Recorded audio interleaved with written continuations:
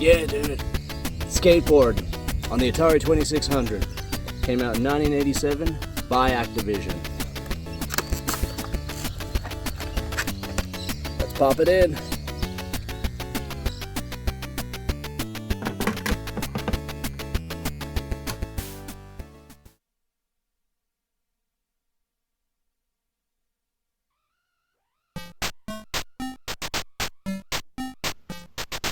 Radical, dude. Skateboarding. Okay. Radical moves, dude. The crowd freaks out as you blast by on your blazing board, darting and slicing through the tubes and over that last killer ramp to win the Worldwide Championship trophy. Ring! Bummer, your alarm clock. You've been dreaming again. And now there's only like 5 minutes to get to school. One more time, and it's suspension for you. So jump on that board, get psyched for a totally intense cruise. So, we actually had a story for the box. Now, Kung Fu had a story, but that wasn't cool. So this was one of the first skateboarding games, not the first, but an early example in the console space. And it also got itself a sequel called Super Skateboardin', but that was on the Atari 7800, which I never owned.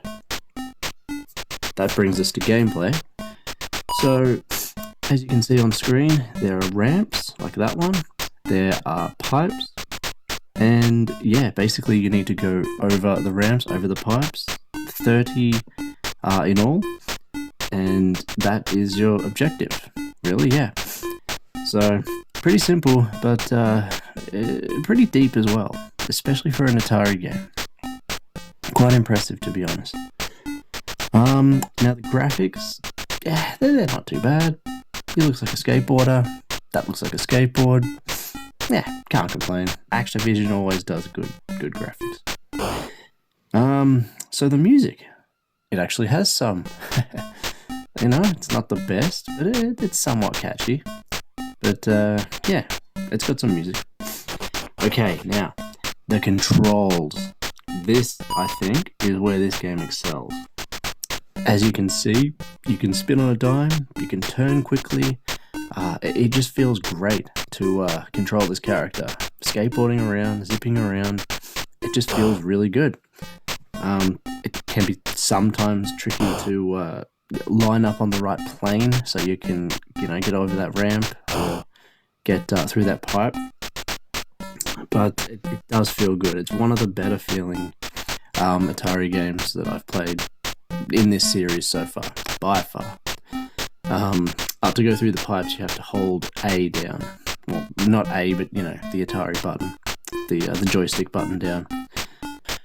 It will take you 5 minutes to beat, and that's due to it being a timed game. Basically, you have 5 minutes to do 30 obstacles. Yeah. As for price, a loose cart will run you $8, and a complete copy with a box is around 20. So, where'd I get this one? Okay, so I was working with a mate at the job I'm currently at, and he was sort of into collecting, not necessarily games, but vintage things, retro things. Yeah, he was a bit of a collector himself. One day on his travels, he came across this skateboard.